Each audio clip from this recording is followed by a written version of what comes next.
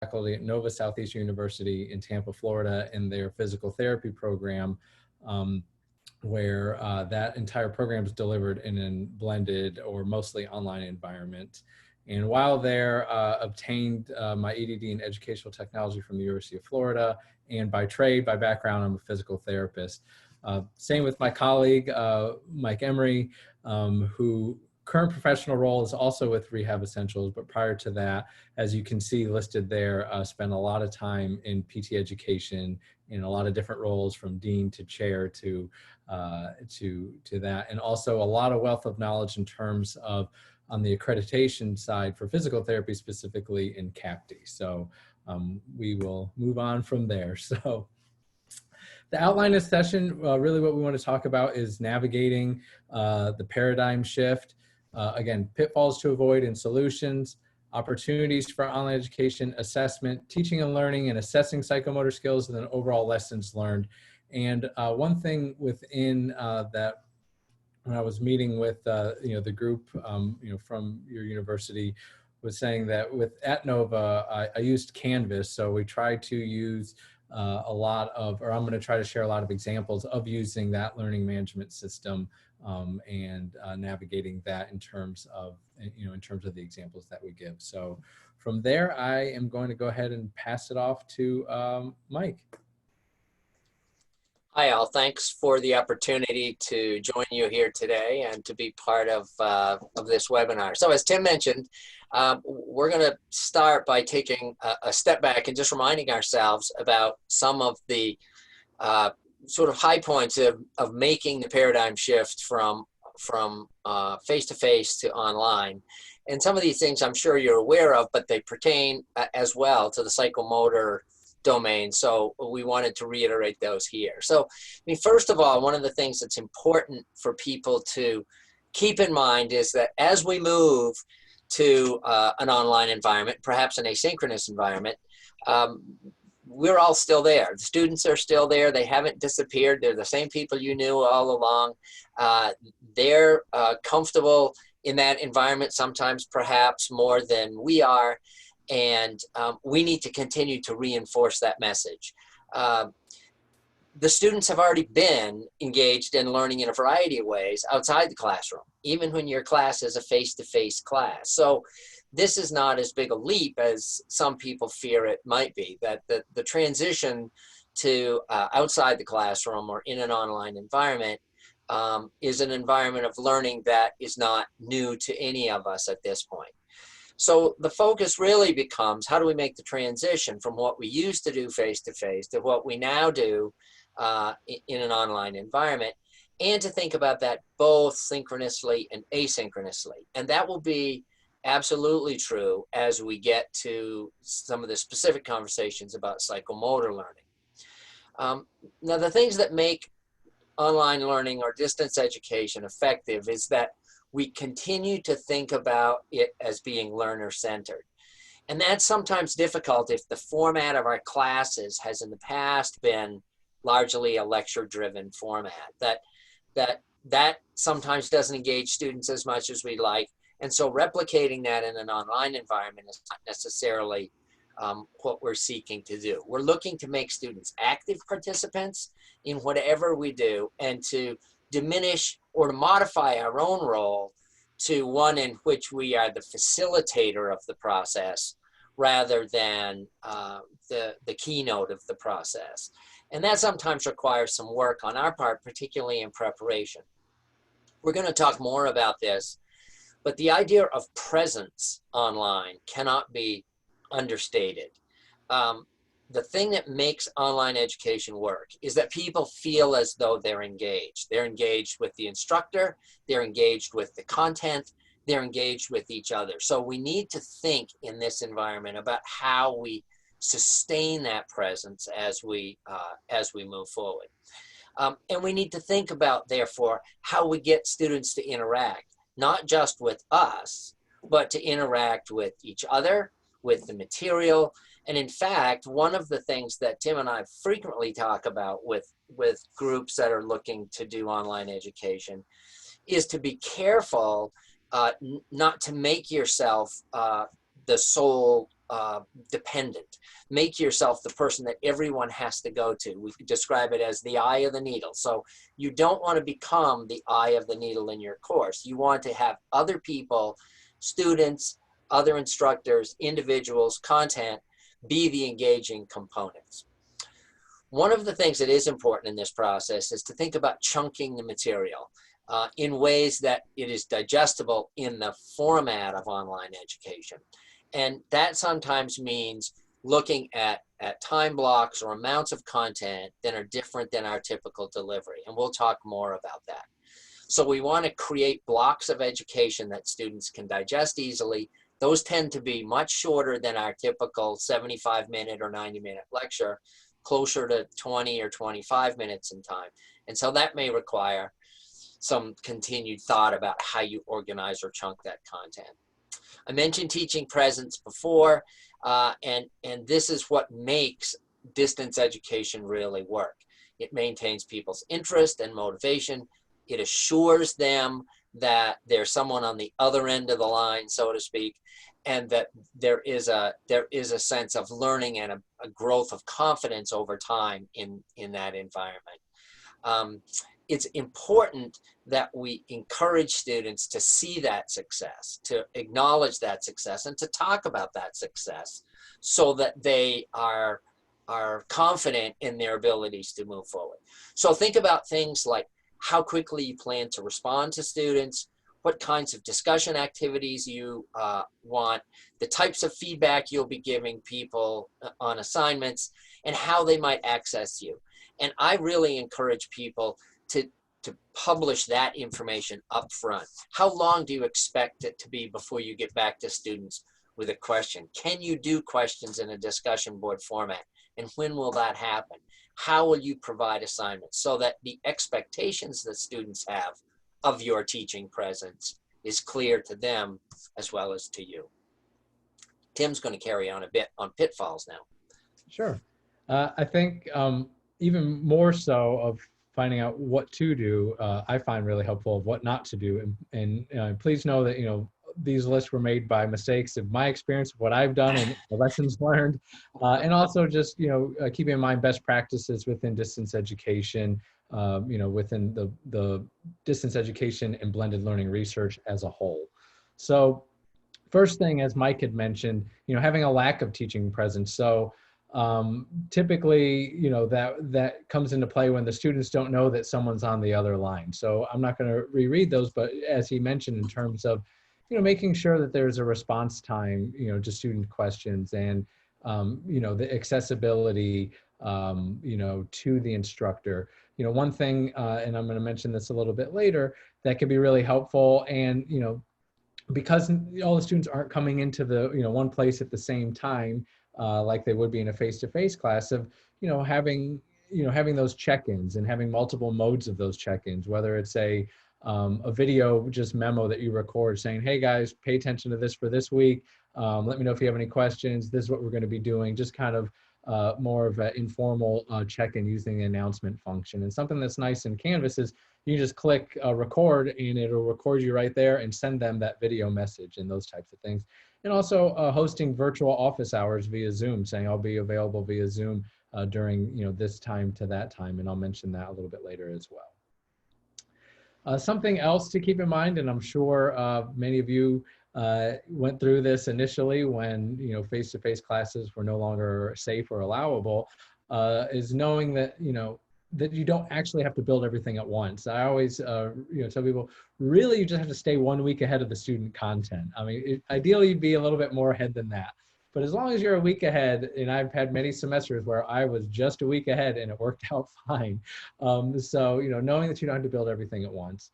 And also knowing that online, or, in an online environment, there's different opportunities, different affordances, different strengths, and different weaknesses. So because of that, trying not to exactly replicate your face-to-face time one-on-one of saying, okay, well, we had a 90-minute class 3 times a week, so we're going to have a 90-minute Zoom session 3 times a week, and trying to replicate that, because that's really not using the strengths of online education appropriately in that sense, and maybe missing out on some learning opportunities. Now, again, please keep in mind, I know this is ideal world. I know, in crisis mode, you're doing what you got to do to keep things moving along. But in the ideal world, you would kind of map that out a little bit differently.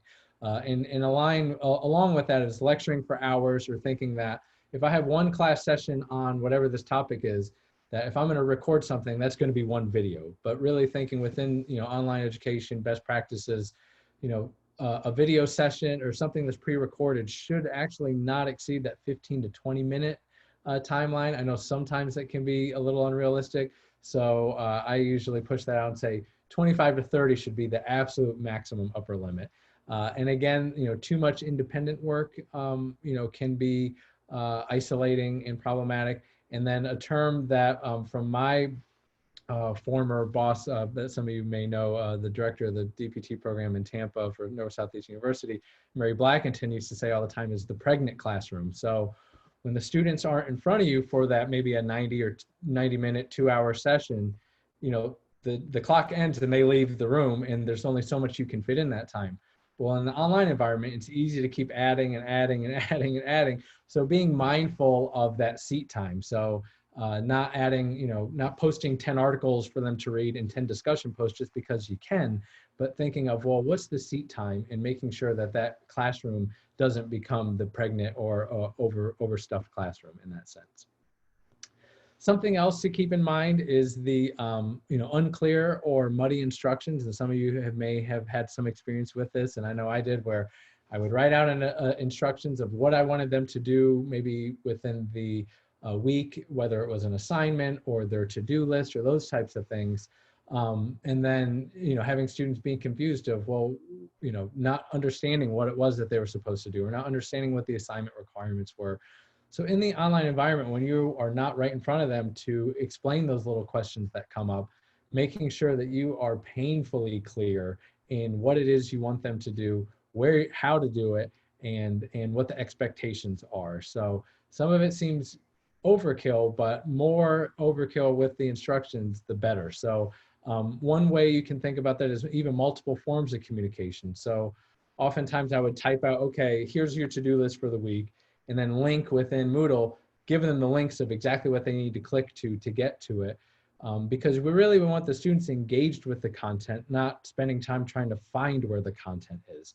So, this has to do with you can use the announcement function, or again, those video-based and text-based announcements. MMM stands for that Monday morning memo that I had mentioned, of if it's the start of a week, saying checking in with a video, and then having other forms of communication, written instructions. And then I've even done, and something that's been helpful is even like a screen capture of myself of a how-to. If it's, okay, for this assignment, this is how I want you to respond within the discussion board. And I would click through and show them exactly how to do that, because, I took for granted, even with students who we think are tech savvy, typically are not, in terms of skillfully engaging within a learning management system is the way it's designed. So saying, okay, I want you to record a video. Now I want you to post the video, but then showing them clicking through of, okay, this is how I want you to do that.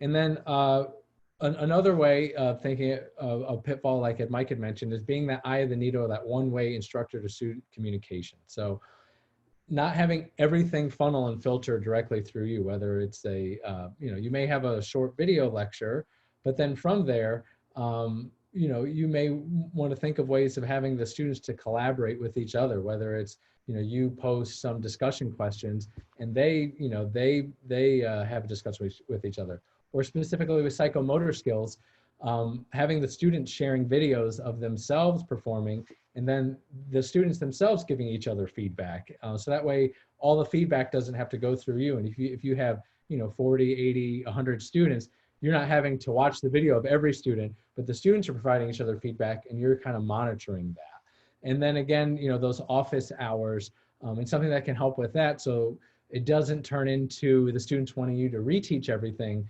You give a deadline and say, okay, on this discussion board, post what you want to discuss 24 hours beforehand, and then that'll be the format of the office hours. So that way everyone has a heads up of what you're going to talk about. And then you as the instructor have some time to prepare for that. So I'm going to pass it back over to Mike, where he's going to discuss some opportunities. So oftentimes we think about the online environments being sort of, part off, it's the next best option when we can't be face to face. And I'd like to just point out some of the things that I think are opportunities that exist, particularly in the online environment, that as instructors, we need to exploit or take best advantage of if we're in that environment. The first of those is just collaboration opportunities.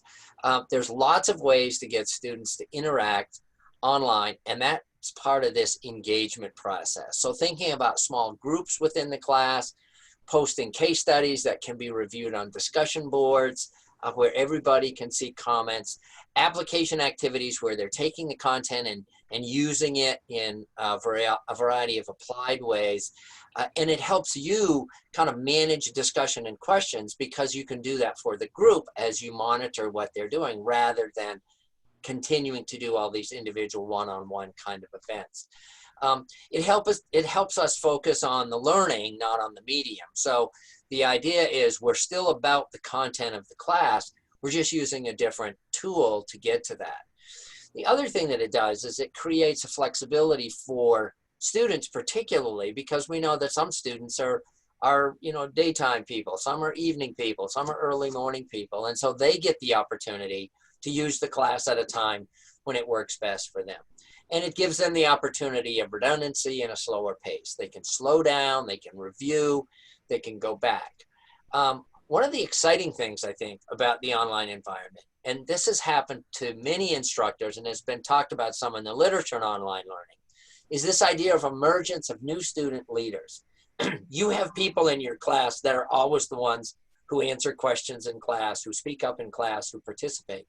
And interestingly, in the online environment, we see different people take that role. People who are quieter, people who tend to be more reluctant to participate in the large classroom, are very willing to offer comments, make suggestions, review other people's work. And so that emergence really changes. It also promotes the idea of participation. And in fact, you can credit people for participation activities. How do you acknowledge students for their engagement in the class? And it helps students recognize that that participation is part of the learning process, part of the engagement that we're looking for. It gives you that opportunity to observe students interacting with each other.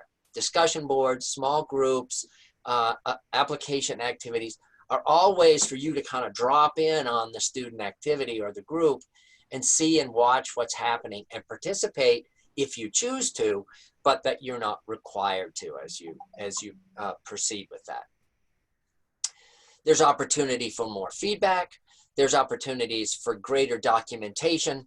And this cannot be understated, I think, because so often as we're engaged in our individual classes, we get really involved with the conducting of the class. And at the end of the class, it becomes, well, how did the class go? How do we evaluate how we did? How do we participate in curriculum review events that are that this class is part of? And in an online environment, it's all there. It's all documented. All the student activity, all the interactions that you've had, all the performance measures that you've used. So this becomes a great way to look at both your course as a curriculum contributor and your course as it meets various accreditation requirements that may be part of your responsibility as well as an instructor.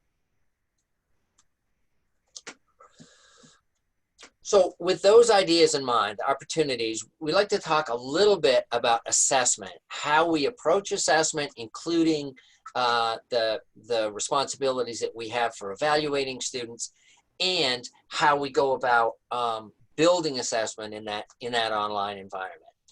So first of all, to just remind ourselves that assessment is not just an evaluation event. It's also a learning activity. Different assessment activities will allow us to assess different domains of learning. So as we think about cognitive, affective, psychomotor learning environments, then we need to think about the types of assessment activities that we're engaged in to demonstrate students' knowledge, their values and attitudes, and their psychomotor skills. We talk about assessment in a sort of no stakes, low stakes, and high stakes way, because those activities, or the activities that fall into those categories, are different one from the other. And we'll talk a little bit more about these. We do want to optimize both the use of students and their peers in assessment, not just assessment that you're engaged in. So how do you bring students into that process, evaluating themselves? Actually, students are quite good assessors of their performance. And how do you engage peers to do that?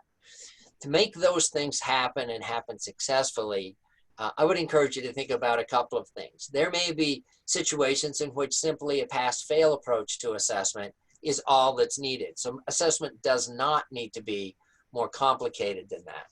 If it is more specific than that, then rubrics become essential to share with students, to share with peers who are going to be doing those activities, and to have in your own mind as you think about how assessment is going to be played out by multiple assessment participants in the process.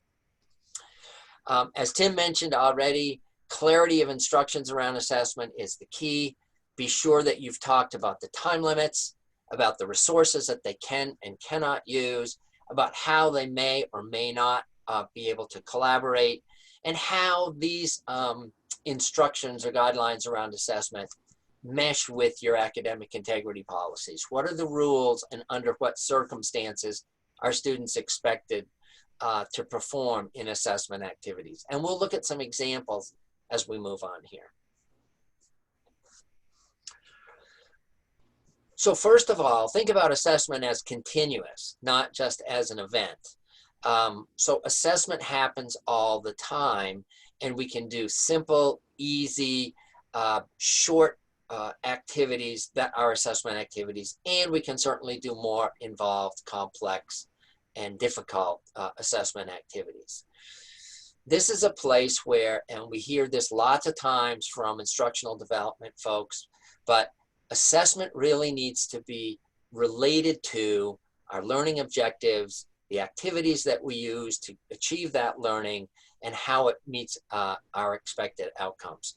Those should be interrelated in a way that makes assessment really obvious or clear or expected on the part of the learner. And then, as I mentioned before, the tools of assessment can vary depending upon the type of learning that we're seeking to assess. Knowledge and application activities for cognitive learning, values and attitudes for the affective domain, and skill acquisition and performance in terms of psychomotor. Assessment events, online particularly, are facilitated when you build a cadence for students. Give them a rhythm for the course, an expected touch point with you. And I think that that's where the asynchronous and the synchronous activities can be melded in a really effective way. Students can move at their own pace, repeat information, be redundant, go back and look at materials. But at a particular point in the course, everybody needs to be at a particular place. So that cadence brings everybody to a common place, a common due date, a common expectations. So for example, as it states here, things are going to be due by the end of the week, each week, 11:59 on Sunday at the end of each week. Make sure that your work is done by then, or you've posted your assignment by then, or you've completed your discussion comments by then. Also, as we think about building that cadence, think about there being multiple short, easy, low stakes sorts of activities, not just high stakes, challenging, anxiety producing, perhaps, assessment activities that are high stakes. Thanks, Mike. I'm going to try to go into some examples now. Hopefully that'll be helpful for everybody. But within the no stakes assessment, so what Mike was saying, and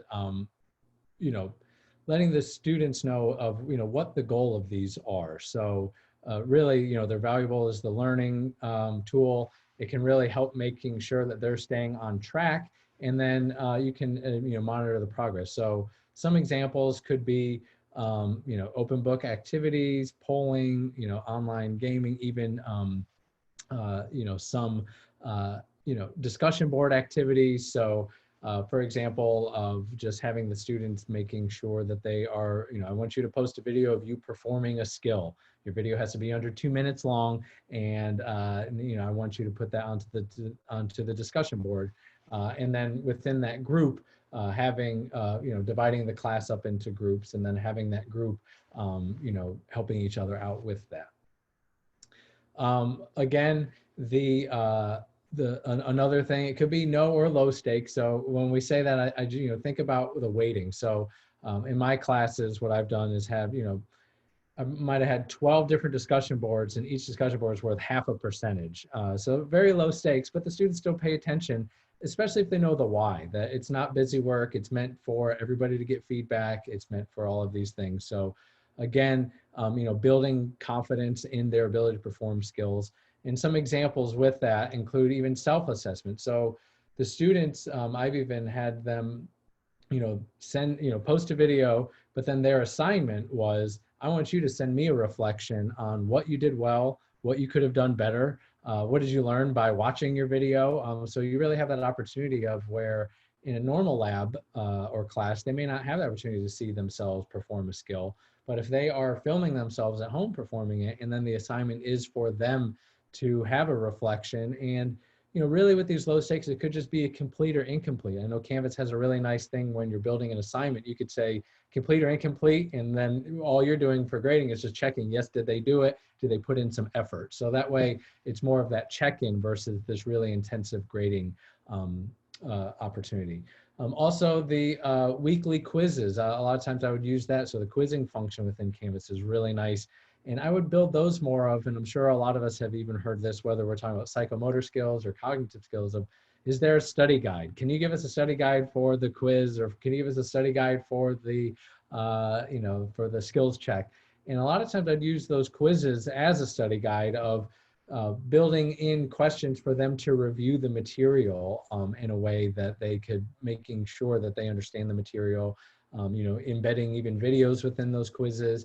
And something that I found helpful with quizzes too is, giving more than one opportunity for them to take the quiz. So that there's, and only the higher score counts, and they don't get to see the correct response for the questions they get incorrect. And out of all of my years doing that, I never had one quiz that all 45 students in the cohort, everybody got 100. So but they were motivated to go back and try to learn the things that they may have gotten wrong. So that's something else that is something to think about within that low stakes environment. And then again, high stakes, we're talking about written exams or even skills checks and those types of things, to consider what are resources within your learning management system. If you need exam security measures and exam software systems for proctoring and those types of things. So I know there's a few different examples in terms of Proctorio or other types of systems that can do remote proctoring for you, within your institution, which is really helpful. And then that's for more of the high stakes. And then other things in terms of, say there's a skills check, even though it may count a lot within for your grading, is having procedures in terms of, okay, scanning the room with the camera, making sure they don't have the step-by-step instructions of the skill on the wall. And then having a rubric ahead of time that that you're really breaking it down, like Mike had said, of, did they perform the skill, yes or no? Was it safe, yes or no? Was it appropriate, yes or no? Those types of things as well. Again, going in from, and I've kind of blended these together, so I apologize. I tend to do that, get a little bit ahead of myself. But the how, the low stakes, no stakes, some examples can be Kahoot, doing a synchronous Kahoot of asking questions, or even Quizlet, of where I've had the students create quiz questions and post links to the quiz questions, or even write in the quiz questions in discussion boards. And one time I did this, and I was like, okay, well, you send them to me as an assignment and I'll redistribute it. And then I realized, well, that didn't work out really well. So I made it a graded discussion board where once the students posted something, that's when they could see what other people, they couldn't see what had been posted until they post their response or their questions, exam questions. And in that sense, Now the whole cohort has resources of questions based on the content that you're reviewing. So, post links in that class-wide discussion board. You can make it graded or ungraded, but if you make it graded, it could be more of that participation event that I had mentioned. And again, quizzing function is a study guide, as I alluded to before. Beyond just multiple choice, you can use videos, you could do matching, you could do the drop down, consider the multiple attempts. The discussion board of students posting videos of them performing a skill. And one way to think about that video of them performing a skill is teach your peers how to perform this skill. So that way they're not just seeing your video or your example that you may have done synchronously, but now they're seeing other video examples of their peers and providing each other feedback. And then again, peer review of assignments. So Canvas has a nice function if you create an assignment to say require peer review, and now they have to review each other, and just remember setting up the instructions exactly how that works, what the criteria are that they're looking for, and the type of feedback that they need to provide. And that's where rubrics can be really helpful. So that way you don't get a whole bunch of responses that say, good job, such and such.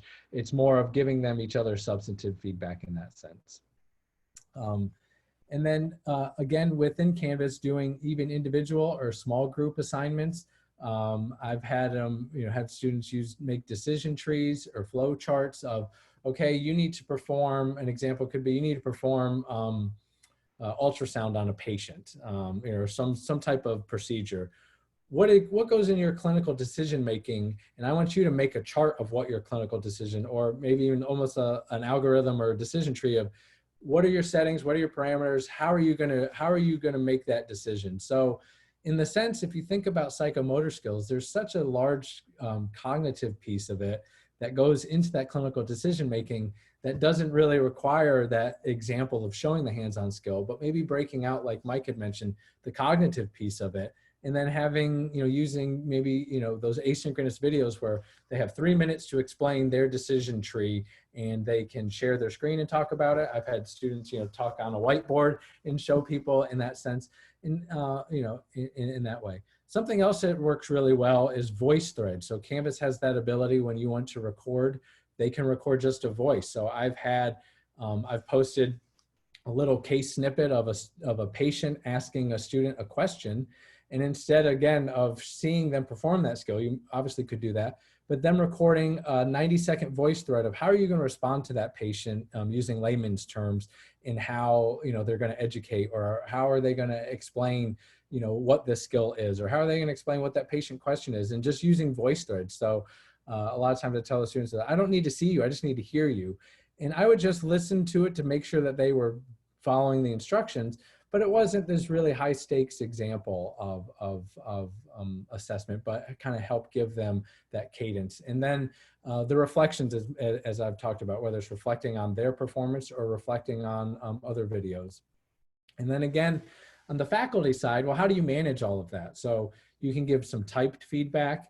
You can also give, voice threads. So I like that, I keep referring back to it, but hopefully that's helpful in terms of Canvas. If I'm going through grading in the speed grader, and I don't want to keep typing the same thing to students, I can just click that record button and say, hey, really good job here. Watch your hand placement this way, or watch your body mechanics, or, I really liked how you explained this. Keep that in mind for when a patient is in front of you, or, those types of things.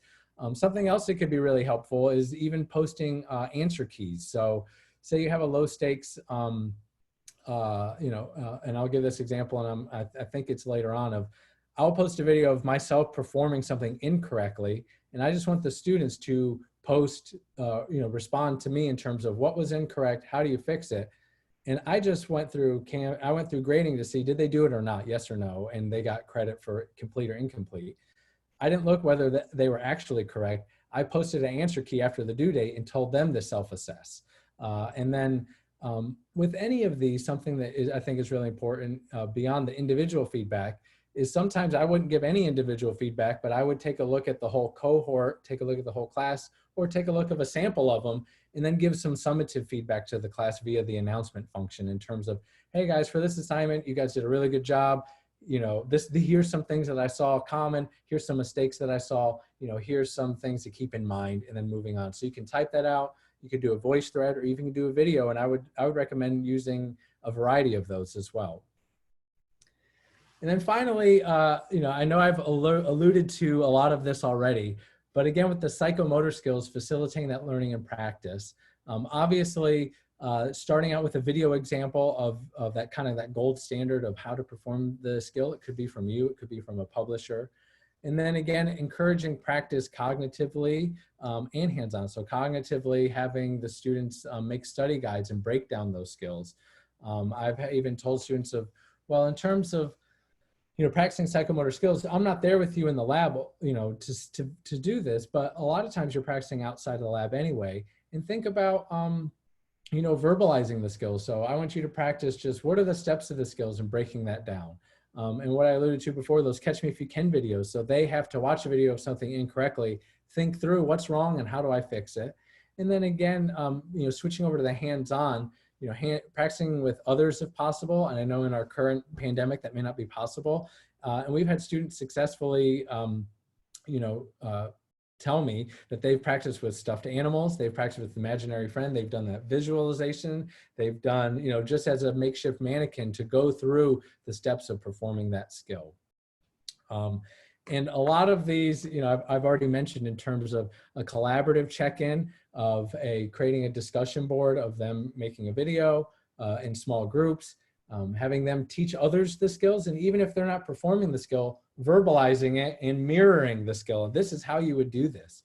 And then again, the instructor feedback and the peer feedback using a rubric. And, you know, like I said, I mentioned all these, I got ahead of myself, but what I was hoping with these last slides to kind of tie together, how does this tie together with psychomotor skills? And then that self-reflection of watching themselves and their peer videos. You know, within here of making, you know, that discussion board a low stakes or no stakes activity of, you know, just their participation counts or their self-reflection. And again, that catch me if you can assignment that I've already explained of, you know, they're posting an error and a correction to me, and then I'm going to post a answer key that posts that they can, you know, do that self-assessment. And then finally, within that higher stakes or that skills checks, like I've alluded to, of using simplified rubrics, being detailed instructions on logistics, even having a synchronous session with your students of, hey, this is how this is going to work. When you go into your room, I need to see the whole room. You're going to have someone in front of you. Here's the rubric that we're going to be used for grade. You're going to be asked to perform one of these 20 skills, whatever that may be. You know, you'll get some immediate feedback. And then another way to think about it too is having the students do some delayed self-reflection, or you may do some delayed summative feedback to them as well. So now I'm going to pass it off to Mike with some final lessons learned before we open it up for some questions. So clearly, we're all learning as we move into this more asynchronous environment, students as well as faculty. And it's really, I think, valuable to keep that dialogue open with students as well. How is this working? What would work better? How do we give you more feedback? What things did you like and not like? Because we can always continue to improve on this. But some of the things we've talked about already are clear instructions and expectations, multiple places, wherever we can do that. I had an old instructor tell me one time, if they get it wrong, it's because your instructions weren't clear. And that's a pretty good thing to take away. Don't blame the students. Think about how you could have done this so that it was clear to them from the outset. Create some reassurance for people that we can be safe, that the learning will be adequate, that we've done this outside of classes, and it's not a challenge. We've done this before. It's not different than practicing outside of lab. It's not different than practicing while we're at home. So things are not as different as we might expect.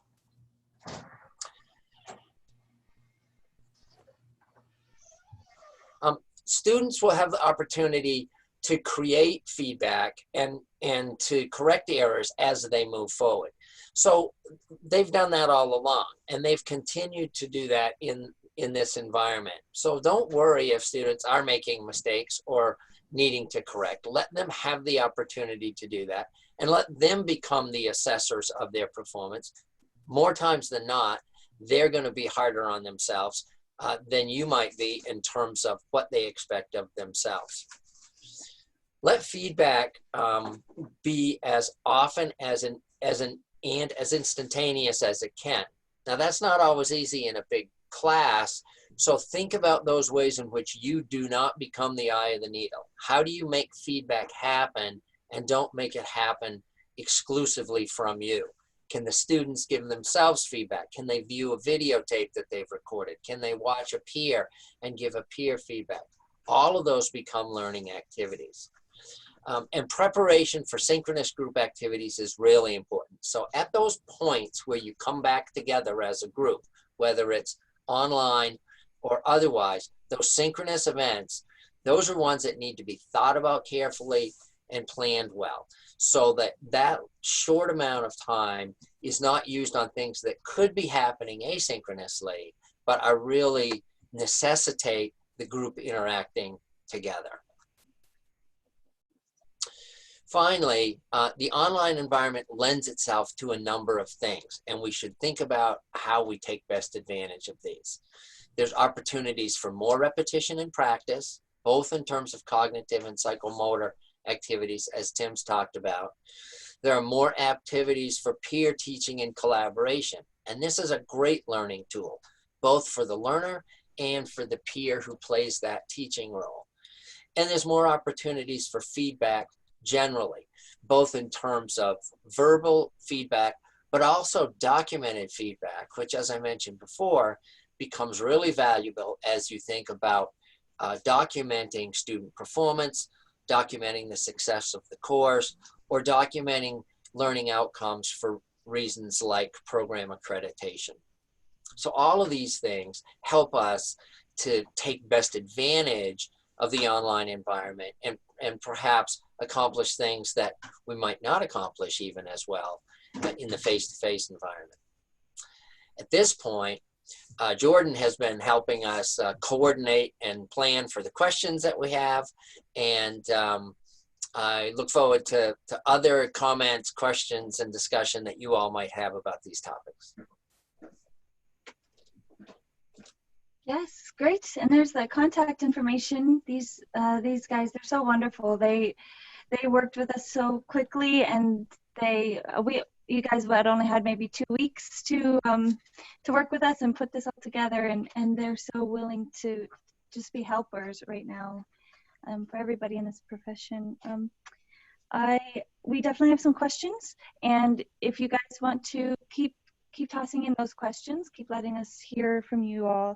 We also have some great examples. People are using Kahoot out there. Mozo had a great success story. They teamed up with a student and they created a PowerPoint together. The student helped to teach, so they're really creating that bond. That was a great story.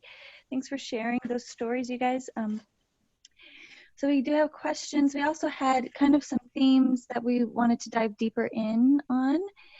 So I'll start with those themes maybe, or questions. I'll throw the themes. You guys decide if you'd rather take questions. But the themes were about the self and the peer assessment. Everyone is very curious about that. Everyone has opinions on how it is working for them, or how they'd like to know a little bit more about it. And then the other theme was around formative and summative assessment. The no stake, the low stake, the high stake, sort of how you guys view those assessments in a course. So those two themes, the self and peer, and then the formative and summative. Did you want to tackle the themes? Or? Yeah, I think one of the things about self and peer assessment that we mentioned, but that really is important, is that you have some framework, some rubric for how that assessment is going to happen, and that you don't make that any more complicated than it needs to be. And when I've had students do this, like on discussion boards where they've given each other feedback or critique using a rubric, I've told them that, like any kind of feedback, it needs to be constructive. So don't just evaluate it. Make suggestions about how to improve it, so that the student who's being assessed gets the benefit of that. And you, as the instructor, get the opportunity to look at the assessor, the peer, and say, boy, that was a really good thought, or a good way to expand that idea, or a helpful contribution to that application example or whatever.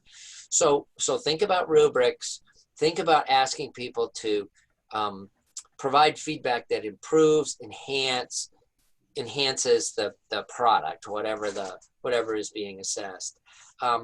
And you know, for students and faculty to feel comfortable with that, start in kind of a low stakes format. You know, this is not half the course grade. This is a valued at a relatively low level, or give them some additional credit for just participating in that activity, so that people get comfortable with that in the assessing role, both self and peer, before you make that very consequential in terms of grading. And that way people will get good at it and feel better about it before you hit them with the high stakes stuff. Tim, do you have other thoughts about that? I would just say, I think lessons learned for me is just the logistics of it. I think it's easy to say, okay, we've gone over, you know, 15 skills this week. I need to see everybody perform every skill, and I want everybody to give everybody feedback. So really, if you have the time to be thoughtful in how you're going to assign that and that type of thing, and I would really encourage the smaller groups work out much better, depending on the size of the cohort. So if I had a cohort of 40, I may do 4 groups of 10. And then within that, say there was 20 skills, I'd assign each student just 2 skills to perform each. That way, every skill that was reviewed in that week there was a video made there was one video of that skill in each group. And then within that group, everybody just, provide one person feedback.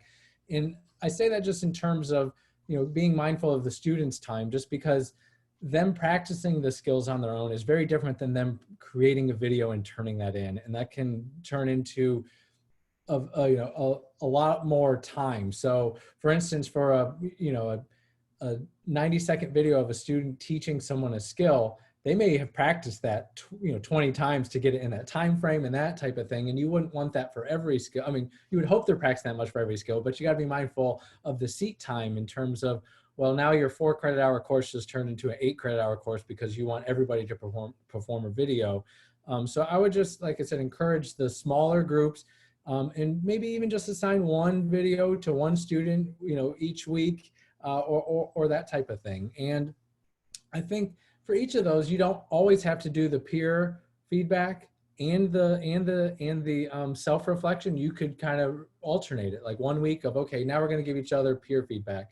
The next week, I want you to have a self-reflection, and then for others to see what your reflection was and see if they picked up on the same mistakes. And so I think, really being mindful of the logistics of how you run it. So a lot of your work on the front end, then for me, I was making charts of, okay, this is this student group, here's all the skills, here's how I'm going to divide it up, and then pre-assigning the students the skills. That way they are randomly assigned the skills. They know exactly what skill they're going to make a video of, and now they know what skills they need to provide feedback of, because for them to give that substantive feedback, they have to understand the skill well enough to know what's right and what's wrong within it too. So hopefully that helps. Yeah, thank you guys. And if you guys, if any of you participants have more questions about that, throw it in. I do want to mention we always hang out for 30 minutes after the hour. I know some of you may have to pop off at 1 or at the hour wherever you live. And that's okay. We'll keep recording for the 30 minutes afterwards, and we'll keep addressing the questions that we have received.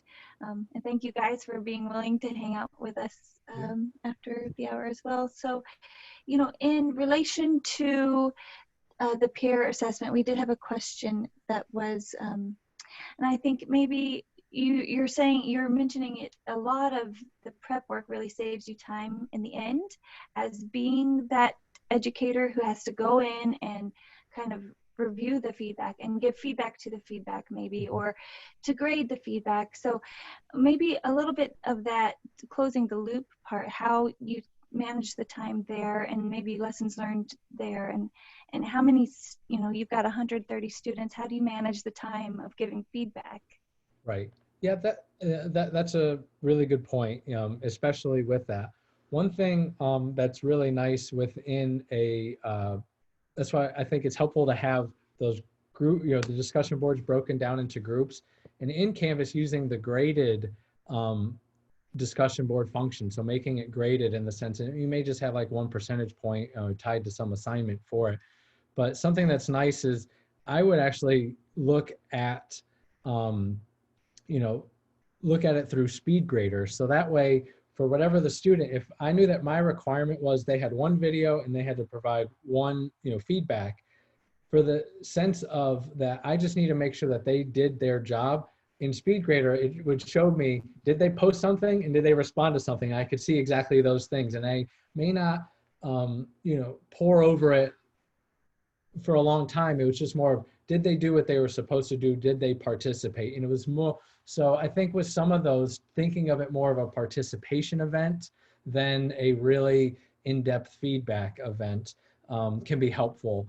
And then varying between the two. So I don't think it has to be all or none, but if you have 130 students, you're not going to have the time to give really, a lot of feedback for every single video and then give feedback to the feedback in that sense. So a lot of times I would run those just as a monitor to make sure I could see what was going on, try to make sure people were actually participating in the way that they should, and then give some kind of summative feedback of, well, I noticed that a lot of you picked up on this in your feedback or that sense. And then for the higher stakes or maybe the mid stakes or something that is worth a little bit more, then, I guess being, parsing out of, okay, with this one, I'm actually going to, this is worth more. I'm going to watch the video from start to finish, and I'm going to make sure that I give you this feedback because it's worth this grade. And so I think finding the balance of what works with that. So for the majority of them, to be honest, I was just monitoring to make sure people were actually participating, which would kind of give that cadence to lead up to build up their skills for that higher stakes assessment where they would be getting a lot more of that substantive feedback. And then along the way, to make sure that people felt prepared, it would be, okay, if anybody wants to check in at office hours, and if there's a skill you're struggling on and we need to talk through, let's do it then to get you prepared, or that type of thing. So, there would be other ways to check in as well. So hopefully that kind of answered that, because you're right, your time is challenging to how to coordinate that. And I think especially for the larger cohorts, if you don't have help with the grading, it's more of that check-in, making sure you have a lot of those low stakes or no stakes leading up to that higher stakes event. That's a great point. And that sort of covers what we were hoping to maybe clarify on, is those low stakes, those no stakes, those are great formative kind of, let's get those skills established and allow them to make mistakes, allow them to maybe, oops, they uploaded a video that was too long. Okay, next time, get it down to that 2 minute, and then yes, when we're ready to get the summative assessment, the very important all-encompassing assessment, you either passed or you didn't, then they've already become comfortable with that skill, at least when it comes to videos, right? And I wanted to mention, I threw a link into the chat that had some clinical assessment jargon. We used that link last week. So it includes things like OSCEs and OMM and I don't need all of those fun things, but we also included some definitions for formative assessment, summative assessment, synchronous or asynchronous learning, lots of goodies. We had to put it in a Google Doc. There were too many definitions. So if you guys wanted to, you could grab that link too. I noticed we're hitting the hour, so I understand people are dropping. We're still going to hang out for 30 minutes, just so you guys know. We've got some great answers. Mike, before I throw the next question, did you want to chime in at all in regards to maybe lessons learned on the time management of the feedback cycle? Well, Tim, I think mentioned this earlier too, and what I've done often with that kind of time management issue is gone to discussion boards and asked and put students in small groups, and then if I have a rubric for both their performance and their peer assessment, I then really can just drop into those discussion boards and say, for example, was the feedback professional? That was one of the criteria. Did the feedback offer some constructive feedback or enhancements in the activity? Was that present? Did they identify one or more things that could be improved on? So those might have been my rubric ahead of time. And then my review of the discussion board can be pretty quick to say, yep, that's there, that's there, that's there. Then they've met the requirements for peer review.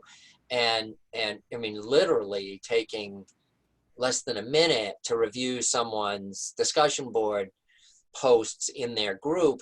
And so even if you had a large number of people in class, you can zip through a lot of those and if you feel a real need to, can obviously make a comment. One of the things I think Tim also mentioned was themes come out of those feedback. So there may be 2 or 3 things that many students are confused about, or performing incorrectly, or not demonstrating adequately in whatever reason.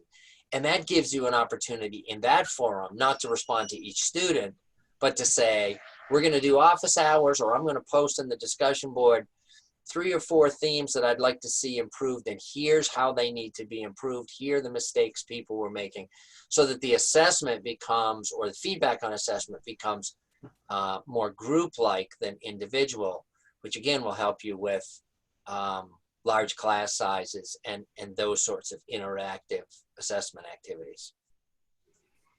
That's great. I love that you said themes come out of feedback. You made it sound so simple, because it is. We would eventually get to that point, right? But it's nice to hear it out loud, because yes, we can address the themes in group and save time there too. I also really loved the Catch Me If You Can videos. I loved that the first time I heard it, and I just think it's such a fun way to really make yourself the example as the teacher, and show them that you can make mistakes, but I'm making mistakes on purpose. Can you catch them, kind of thing. And then having them practice being a peer reviewer to their own teacher. That's really kind of fascinating to me too. Yeah.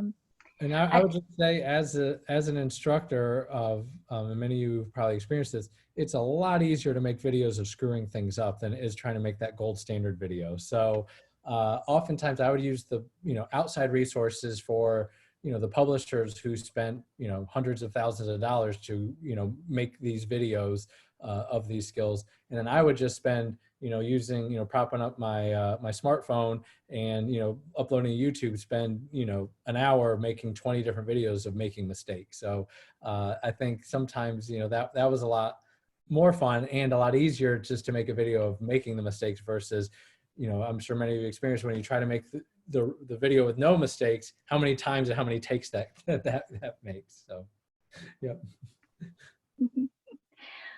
Oh man, I got to be a featured pretend patient in my dad's video one week, and I got to pretend that I had a thumb injury. So making videos can be fun, but it does come down to time management, I think, for us.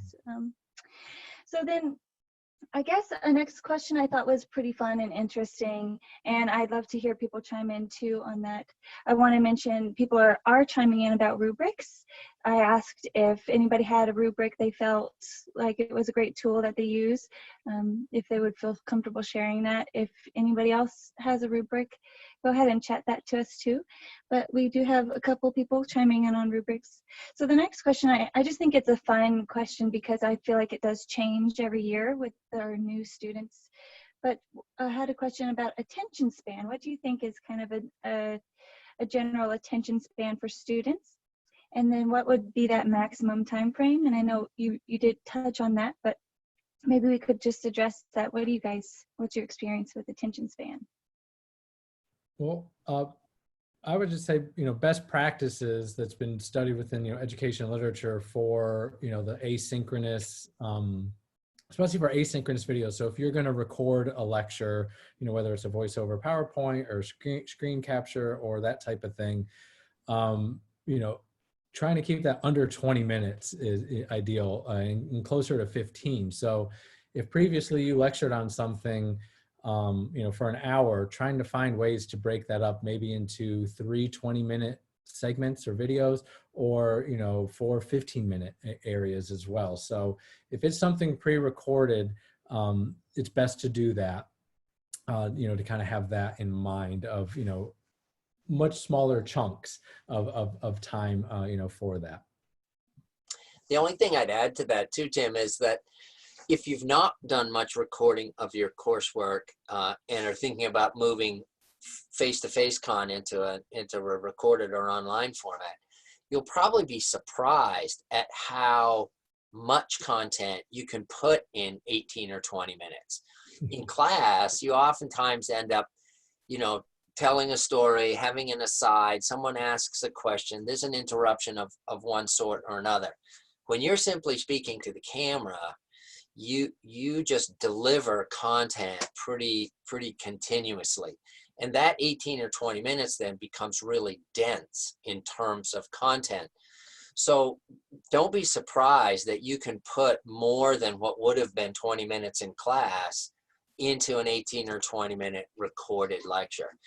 And then think about what would be the engaging activities, what would be the discussion questions, what would be the low stakes or no stakes quiz, what would be the application activity that you'd then have students think about or engage in with that content. So that idea of chunking isn't just about carving up your courses into 20-minute segments, but it's thinking more about delivery in one component and interaction or application in another component, which can be much longer than the 20 minutes that Tim's talking about. And something else I would say, so I would also think of this as asynchronous versus synchronous too. So that's something to keep in mind. So the asynchronous would be your, you know, maybe your pre-recorded lecture or some videos, you know, whatever that may be, keeping those under that time limit. But the synchronous time, so say you want to have a class session, you know, a Zoom session with your whole class, or, you know, small groups of your class, and keeping that in mind. And I think the biggest driving thing that should help you plan that is not trying to replicate your face-to-face lab or class during that Zoom time. So thinking of, well, if I had a 4-hour lab to go over these skills, you know, not trying to do a 4-hour lab where you are just demonstrating all the skills and all the students are just sitting there watching you, because that could have been done asynchronously, and just sitting there within, you know, a 4-hour, where they're passive consumers of a 4-hour Zoom session is kind of untenable in that sense. So rethinking that synchronous time, and Mike had alluded to that, of making sure they're prepared during that synchronous time, but then also making sure you're using that purposefully. So one way to think about it is, so say you had a 4-hour skills lab where you may review or go over or introduce some different skills. Well, now they've had those skills of video, hopefully they've had videos of those skills beforehand. You've had those discussion boards of them practicing the skills beforehand. And now you may say, okay, we have, you know, instead of a 4-hour lab, you're going to have 4 1-hour labs with 4 different groups of students, if that makes sense. And during that 1-hour time, it's actually the students maybe, so instead of you re-performing all of the skills on video during that time, you could have those 4 students say, be prepared to demonstrate the skills that we're going over, and teaching each other and giving each other feedback, or maybe, you know, coming in with a pre-lab sheet filled out of, okay, for each skill, tell me something that, you know, worked well for you, just tell me something that you're struggling with, and that's what we're going to go over. And the students are driving that, and not you trying to recreate a 4-hour lab, but really having smaller groups. So if you have, you know, 100 students, having 25 students in a small group, and then, you know, they're really driving that session of, you know, them performing, and, okay, I want you to perform the skill, I want you to give feedback. So now it's kind of like that discussion board come to life where you're doing it synchronously. So I would keep that in mind too. So oftentimes about an hour to an hour and a half of a synchronous time is kind of the max, but you should also think about that the students aren't passive consumers in that time, but they're actually active participants in any way that you can have them be that. I love that. That's so true. If I have to sit at my computer for 4 straight hours, I start to get a little stir crazy. And while I may have been able to do that in the office with no problem, I did have distractions. I could look out the window and see a squirrel or a bird or whatever, and or you that being able to engage, just being a human. Somebody comes knocking on the door, I have a conversation for 5 minutes, and that's, I'm having a conversation with a 5-year-old now. It's just not the same kind of conversation. The quality is quite different. So yes, you know, switching up, we're reimagining time and space, because our space has been kind of taken away. We're by choice, right? Hopefully we're choosing to stay home and stay safe right now, but some states are a little more strict, right? So it may feel different. Yes, thank you guys. So I really love the idea of chunking the material and just acknowledging, like you guys said earlier, we're all still here, we're still human, and we are just going to have to reimagine a humanity and how we interact and keep that engagement with our students, with ourselves, really. So I wanted to save these big questions kind of for the final questions. I want to keep encouraging questions to come in, and then in a moment we may just unmute and allow people to chime in. But the big question came in twice, so in a sense it's a theme. But we heard from Lori Bordenave, you know, is there really just a time when that face-to-face is a must? And then also from Jim Ferris, he was saying that he's really missing out on that in-class, in-clinic experience where he can really gauge the students and provide real-time coaching. So their question is, you know, is there that time when face-to-face has to happen? And then what are your thoughts on getting back that humanity of the real-time coaching? Well, I mean, I would say just like there are some opportunities in the online environment that are enhanced in the online environment, there are certainly opportunities in the face-to-face environment that are enhanced because we're face-to-face. For example, just watching students' reactions, watching them react to each other, seeing the looks of puzzlement on people's faces are things that are much easier to do when we're all in the same place. So would some of those things be easier in that environment? Certainly, but I think we've talked about, and you all certainly have ideas as well about how do you substitute for those sorts of activities.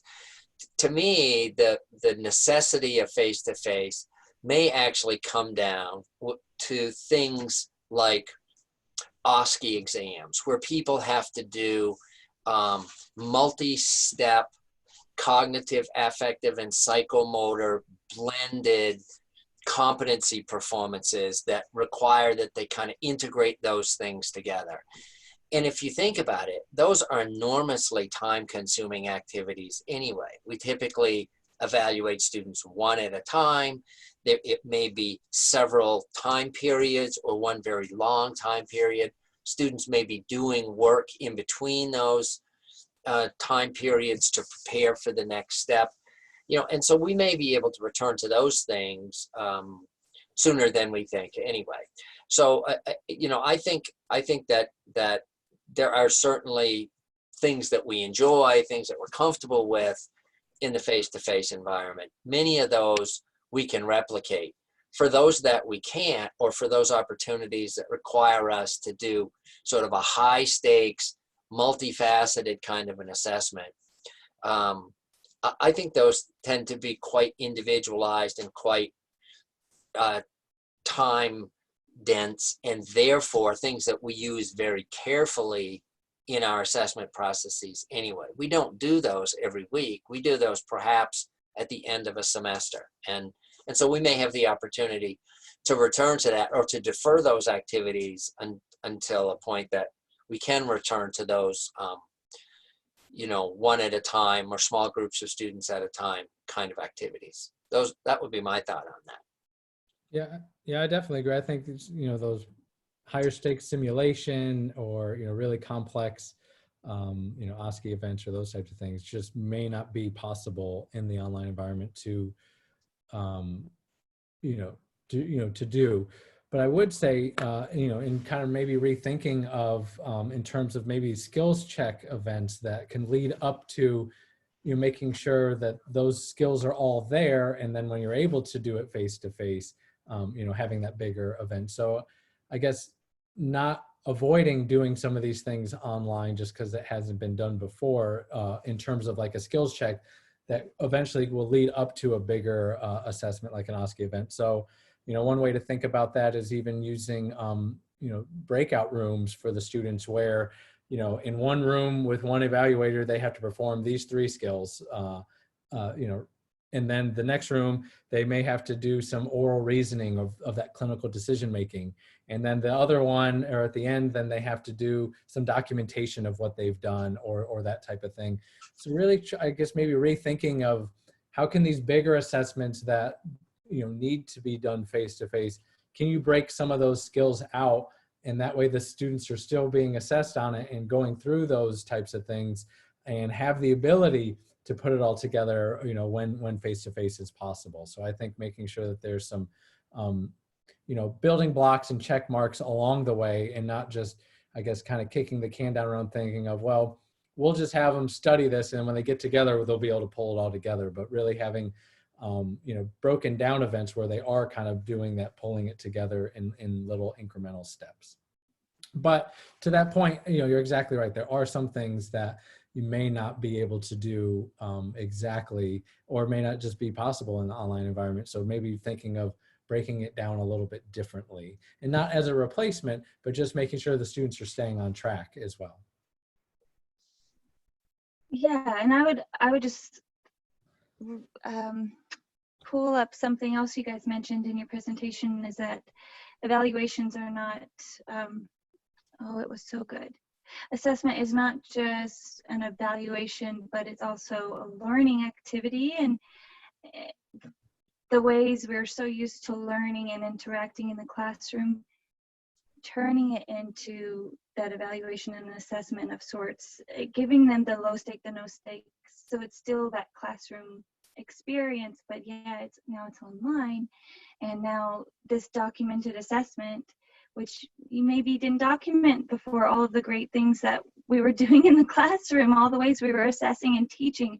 You can't document just a conversation all the time. So now we're documenting these assessments, and our students are learning through them. It's not just evaluation, it's they're learning how to become the physician, the practitioner that, yes, come the end of the semester with face masks and bleach, we're gonna have to figure out a way to assess that summative thing at the very end. But I liked imagining students that way. They're learning even through these assessments. There was a request that came in. He'd love to see a session where they can actually observe using these different techniques online. And I'd love to see that too. I'd love to be a student. We're all so busy being teachers. It'd just be great to be a student. But that's why we have you guys telling us all of your tips and tricks. And maybe we are longing for the classroom in from a different perspective.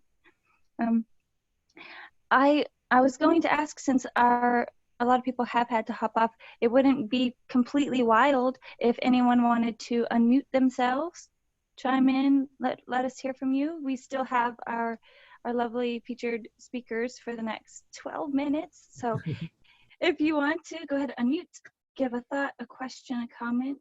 Now's your chance.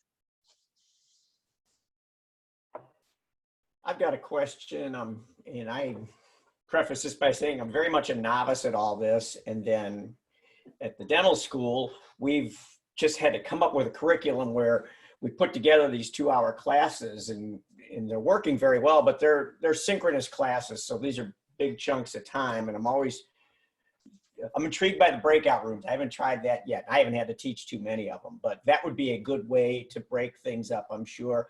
But the chat is there, and we use the chat a lot in something like this. Are there any creative ideas of using the chat, to just have students maybe do some little exercise for 2 or 3 minutes as sort of a mini break or something like that? I don't know. It's an easy thing to use, and I wonder if anybody has any ideas on that.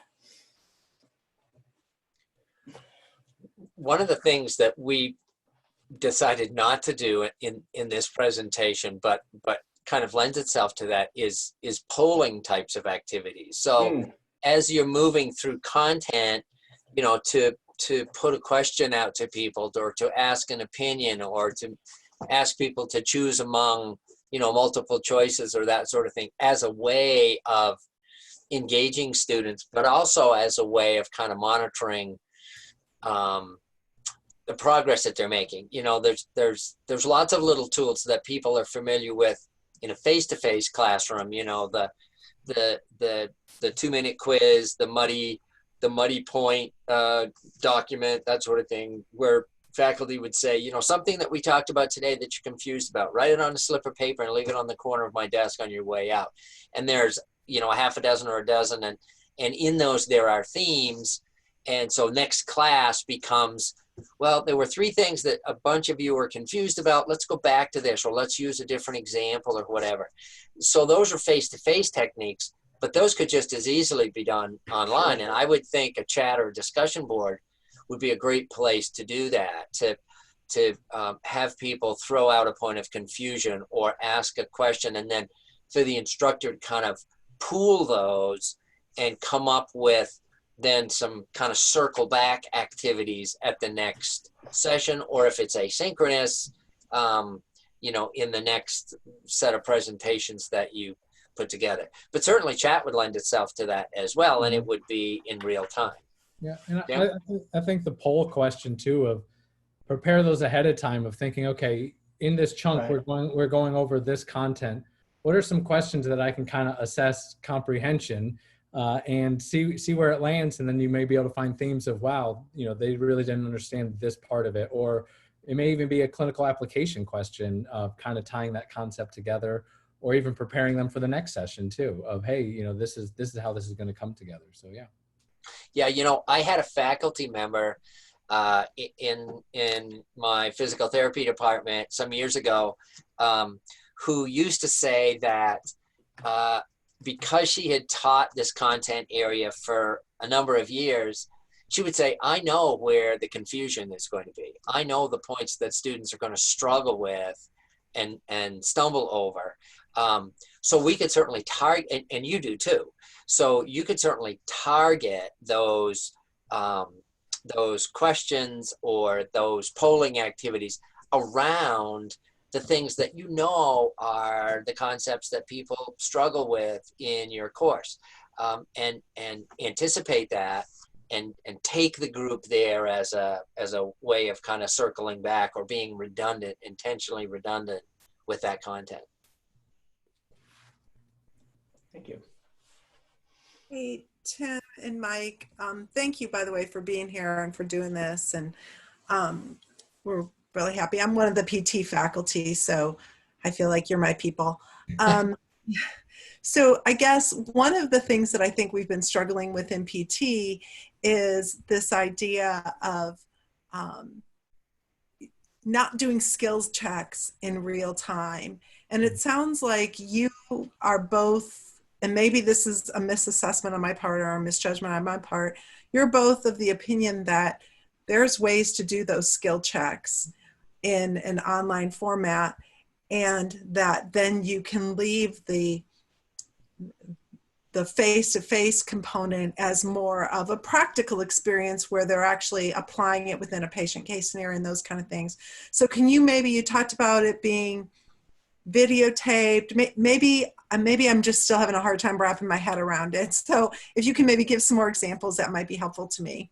Sure. So I think, you know, some of those videotaped or asynchronous things were more of those activities leading up to a skills check session.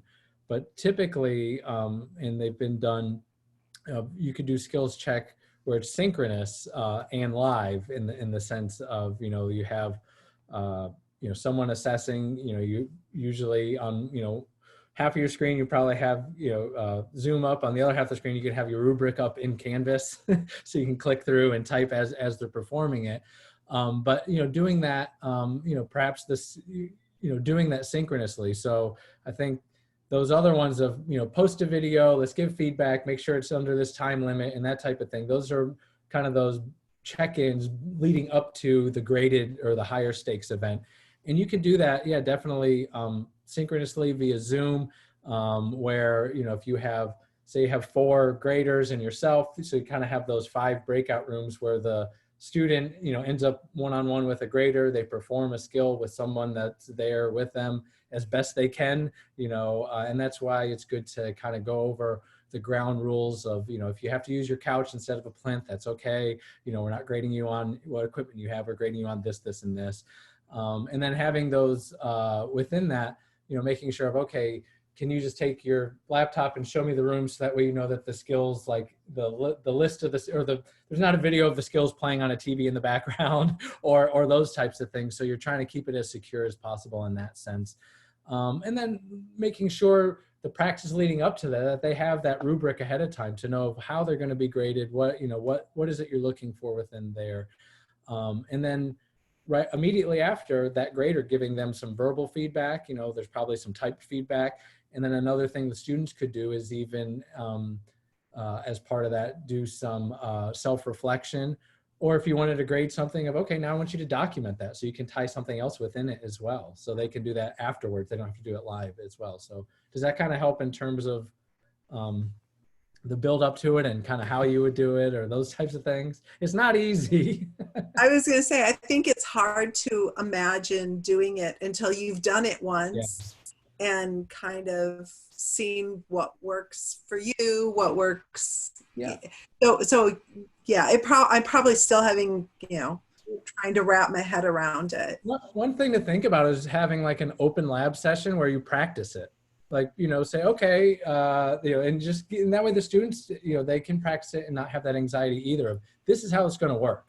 And then, you know, you can have an open lab where you just have random skills. It may be some of the same skills, it may not, or it may not be the same skills of, you're going to practice this, or I want you to do this skill. Someone's going to watch you, and just kind of going through the steps of the motion. That way, if you have a strict time limit to keep up with, of you got 15 minutes to do the skill, if you have kind of an open lab where people are practicing that, or have a session to go through the steps or that type of thing, that could be helpful too. And helpful for the graders too, because you have kind of that dry run. I was about to say that. Remember too that I think Tim talked about this earlier on, but for cognitive activities, if you're talking about like a skill check, so that's really a formative event. It's a part of a whole, right?